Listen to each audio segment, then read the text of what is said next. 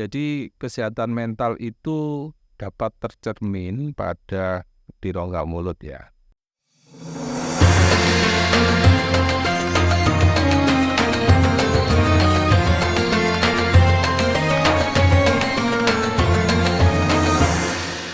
Assalamualaikum warahmatullahi wabarakatuh, Sobat Gigi. Selamat datang kembali di podcast si Denis, podcast dental Islamik. Gigi sehat, senyum indah, dapat pahala. Kembali lagi dengan saya, kali ini kita kedatangan tamu spesial yaitu Dr. Gigi Rohman, spesialis penyakit mulut yang merupakan dosen FKG Unisula. Langsung saja ya teman-teman, hari ini kita akan membahas tentang bagaimana hubungan kesehatan mental terhadap rongga mulut. Assalamualaikum warahmatullahi wabarakatuh, dokter. Waalaikumsalam, Dr. Reki. Bagaimana kabarnya, dok? Alhamdulillah baik. Dr. Reki gimana? Alhamdulillah, dok, baik. Kegiatannya selama Ramadan apa saja, dok? Ya, masih kegiatan rutin ya, kegiatan pasien, kegiatan mengajar, membimbing mahasiswa koas, ya rutinitas. Baik, dokter. Kita langsung mau bertanya ya, dok. Mungkin Sobat Gigi semua pada penasaran, sebenarnya apa sih hubungan kesehatan mental terhadap kesehatan gigi dan mulut, dok? Iya, jadi kesehatan mental itu dapat tercermin pada di rongga mulut ya, terutama pada gangguan-gangguan kecemasan gitu akan terlihat di dalam rongga mulut. Contohnya yaitu adalah pada pasien-pasien yang mengalami anxiety atau kecemasan, itu akan terlihat adanya berupa atrisi pada permukaan gigi, oklusal gigi, yaitu giginya menjadi aus gitu pada bagian okusalnya, yang disebabkan oleh karena kegiatan bruxism atau menggesek-gesekkan gigi pada saat tidur, atau seperti kalau orang itu mengatakan bahwa seperti orang makan tulang ya, kerot gitu. Nah, kegiatan tersebut itu ada hubungannya dengan kondisi kecemasan. Seperti itu. Nah, kegiatan dari menggeret-geretkan gigi atau menggesek-gesekkan gigi itu bisa menyebabkan terjadinya sariawan berulang yang menetap di daerah tersebut. Nah, ketika muncul sariawan, muncullah tambahan rasa kekhawatiran pasien. Karena apa? Sariawannya kok terus-menerus ya. Akhirnya pasien yang mengalami gangguan kesehatan mental itu anxiety, maka akan melakukan browsing ya di internet, terus kemudian dia mencari-cari gitu. Dia menjadi panik karena salah satu tanda dari sariawan menetap itu adalah tanda-tanda dari kanker mulut. Maka pasien menjadi lebih panik lagi. Jadi terus akan berulang seperti putaran yang tidak pernah selesai. Satu.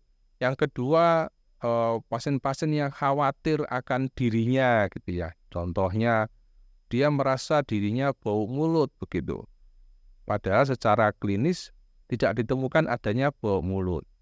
Jadi kalau kita telaah gitu, bau mulut itu adalah yang definisinya adalah halitosis. Kalau bau mulut seperti orang puasa saat ini, itu tidak termasuk dalam kondisi yang disebut sebagai bau mulut begitu. Jadi halitosis itu atau bau mulut itu adalah bau yang keluar dari rongga mulut yang menyebabkan orang lain terganggu akan baunya seperti itu. Dan halitosis itu dibagi menjadi dua, ada true halitosis, ada delusional halitosis. True halitosis itu adalah memang ada bau benar-benar secara kisah ada bau mulut, itu disebabkan oleh karena adanya gigi yang berlubang, adanya infeksi pada gingiva, atau adanya peningkatan asam lambung, itu yang menyebabkan terjadinya true halitosis. Kadangkala pada orang berpuasa itu juga baunya lebih menyengat begitu ya, baunya lebih menyengat. Karena apa? Bisa jadi di sana ada peningkatan asam lambung, entah karena faktor penyakit GERD gitu. Tetapi kembali lagi bahwa bau mulut orang puasa itu tidak termasuk dalam halitosis. Kenapa? Karena nanti pada saat berbuka itu bau mulutnya akan hilang. Kemudian kita beralih kepada delusional halitosis. Nah, delusional halitosis ini adalah bau mulut yang berhubungan dengan gangguan kesehatan jiwa, terutama pada pasien dengan anxiety atau kecemasan. Jadi delusional halitosis itu ada yang di mana dia merasa mulutnya bau tetapi secara klinis tidak ada. Jadi pasien merasa terganggu dengan sikap orang-orang yang menurut dia itu menjauhi karena bau mulutnya. Padahal secara klinis tidak ditemukan adanya bau mulut. Itu yang disebut sebagai pseudohalitosis. Kemudian ada halitofobia. Halitofobia ini adalah di mana pasien tersebut merasa resah, gelisah gitu dengan merasa bahwa semua orang ini mulutnya bau sehingga dia itu harus menutup mulutnya dan merasa tidak nyaman karena orang lain ada bau mulut. Nah, itu adalah kondisi di mana kesehatan jiwa itu juga akan mempengaruhi persepsi dari bau mulut gitu ya. Kemudian ada lagi yang kita meningkat di mana ada penyakit autoimun gitu ya, misalnya pemphigus vulgaris gitu atau oral lichen planus yang disertai dengan sariawan yang luas, kemudian menetap, berulang kali, sembuh, muncul lagi, sembuh, muncul lagi. Nah, di salah satu teori menyatakan bahwa ulcerasi karena yang mengakibatkan adanya pemphigus vulgaris atau oral lichen planus itu salah satunya disebabkan oleh karena gangguan anxiety. Percaya atau tidak, kondisi yang dialami oleh 95% pasien penyakit mulut itu kebanyakan karena gangguan dari anxiety atau gangguan kesehatan jiwa. Seperti itu, Dr. Egil. Baik, dokter. Kemudian yang mungkin sering terjadi ya, dok, terutama mahasiswa-mahasiswa ya, dok, kan sering kayak asam lambungnya itu naik, GERD, apalagi musim ujian, mau maju kasus seperti itu, dok. Nah, itu sebenarnya dampaknya apa, dok, terhadap kesehatan gigi dan mulut? Apakah menyebabkan gigi berlubang karena asam yang naik ke rongga mulut atau seperti apa, dokter? Ya, jadi kalau tadi disebutkan kalau pada mahasiswa mau ujian itu asam lambungnya naik, sakit perut, kemudian sering ke belakang, itu statusnya adalah stres. Jadi perlu dibedakan mana stres, mana anxiety. Stres itu adalah kita tahu masalahnya, tahu cara penyelesaiannya, dan tahu kapan selesainya. Kalau anak ujian kan tahu nih, sebentar lagi sudah selesai ujian, ya sudah, nggak peduli hasilnya, itu stres. Anxiety itu tahu masalahnya, tahu cara penyelesaiannya, tapi tidak tahu kapan selesainya. Itu masuknya yang anxiety, itu sudah masuk ke dalam gangguan kesehatan jiwa. Ada beberapa teori mengatakan bahwa kalau asam lambung berlebihan menyebabkan mulutnya menjadi lebih asam, ada perubahan pH di rongga mulut sehingga rentan terjadinya munculnya karies, seperti itu. Menurut jurnal ada seperti itu. Kemudian bisa jadi juga asam lambung yang dia meningkat menyebabkan terjadinya perubahan suasana rongga mulut, jadi mulutnya nampak lebih kering, lebih putih gitu ya. Nah, pada pasien-pasien dengan anxiety, dia akan lebih panik karena apa? Loh, kok mulut saya tiba-tiba ada jamur begitu ya? Padahal kan jamur tidak bisa dilihat dengan mata gitu kan. Kalau saya ngajari mahasiswa-mahasiswa itu kan mata kita nggak bisa melihat jamur, tidak bisa tiba-tiba itu jamur, itu tidak seperti itu. Jadi kondisi itu akan menyebabkan lidah menjadi lebih putih karena asam lambung naik, seperti itu ya. Kemudian ada rasa yang tidak nyaman di rongga mulut, mulutnya menjadi lebih sensitif atau lebih panas gitu ya. Sensitif terutama di gigi. Biasanya kalau pasiennya asam lambungnya tinggi, otomatis rongga mulut menjadi lebih kering, maka mau minum yang dingin pun menjadi lebih sensitif. Atau kalau misalnya mulutnya terasa panas, itu mulutnya seperti rasa kayak ada api yang terbakar, padahal tidak. Seperti itu, Dr. Egil. Baik, dokter.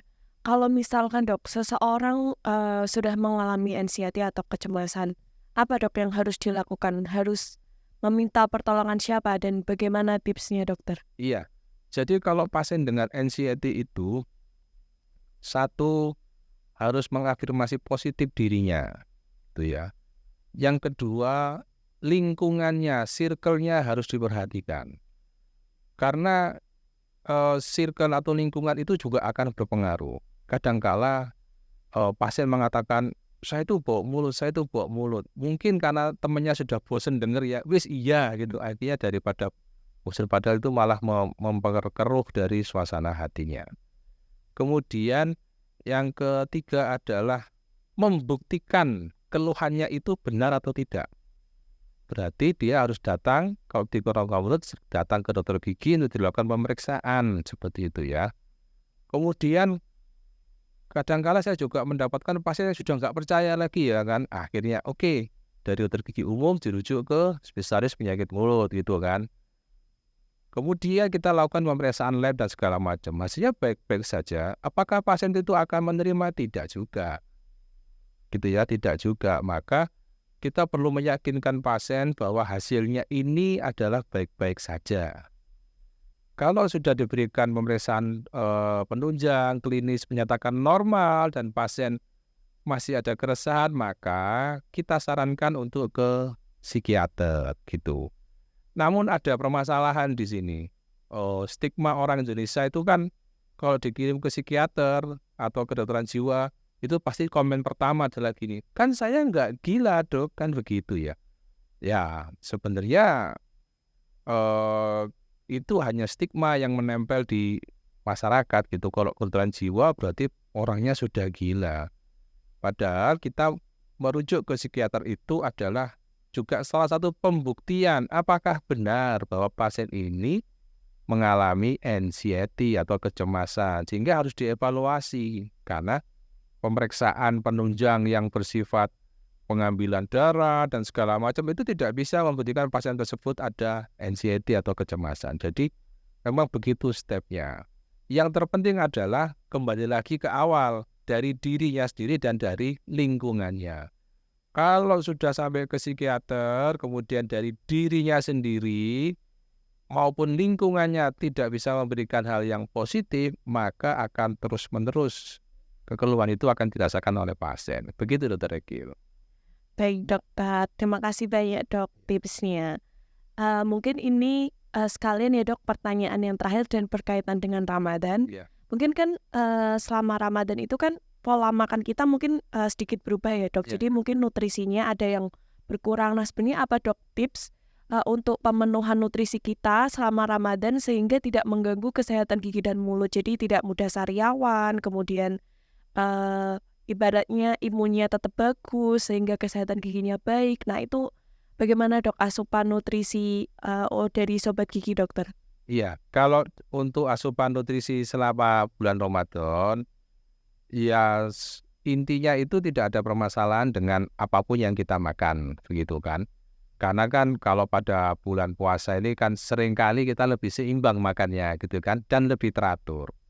Jadi pola makan itu perlu diperhatikan juga, bukan jenisnya tapi apa yang perlu kita makan pada saat waktunya sahur dan berbuka begitu ya.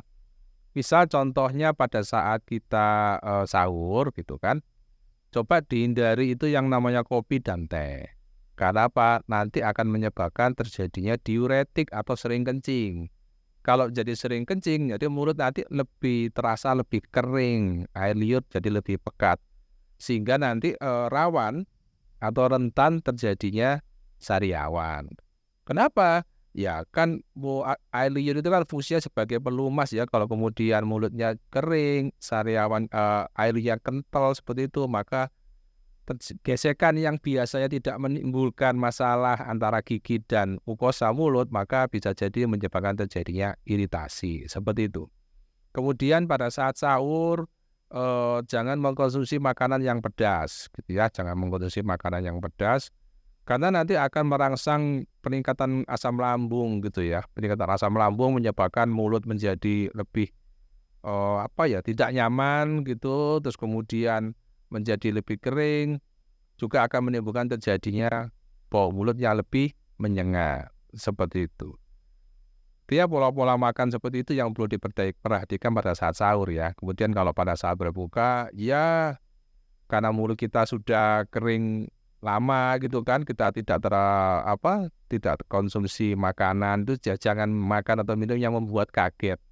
Contoh misalnya saat berbuka puasa langsung minum es gitu ya. Ya nanti pasti yang dirasakan gigi adalah rasa sensitif ngilu tadi. Maka sarannya setelah pas berbuka minum yang air yang biasa, suhu normal atau yang hangat seperti itu. Jadi ada adaptasi di dalam rongga mulut seperti itu. Kemudian makan juga jangan terburu-buru, nanti kecakot jadi sariawan. Seperti itu, Dokter Egil. Baik dok. Ya. Baik, kita kira cukup ya dok untuk perbincangan kita. Mungkin ada take home message dok, atau ada hal-hal yang perlu disampaikan kepada Sobat Gigi dokter untuk penutup dari Dokter Rahman? Iya, pesan saya begini, apabila ada keluhan di dalam rongga mulut, segera datang ke dokter gigi untuk dilakukan pemeriksaan. Kemudian yang kedua adalah, kalau ada keluhan di dalam rongga mulut yang sifatnya mungkin sariawan atau ada rasa tidak nyaman di dalam rongga mulut yang mungkin tidak ada hubungannya dengan gigi gerigi, bisa jadi itu merupakan salah satu alarm tanda dari Gusti Allah bahwa Anda mungkin sedang tidak baik-baik saja. Maka lakukanlah pemeriksaan. Begitu Dokter Egil. Baik Dokter Rahman, terima kasih banyak ya dok untuk penjelasan dan tipsnya yang sangat bermanfaat untuk kita. Mohon maaf apabila ada kata yang kurang berkenan. Baik, terima kasih semuanya. Terima kasih Sobat Gigi. Terima kasih sekali lagi Dokter Rahman untuk waktunya. Kami akhiri. Assalamualaikum warahmatullahi wabarakatuh. Waalaikumsalam warahmatullahi wabarakatuh.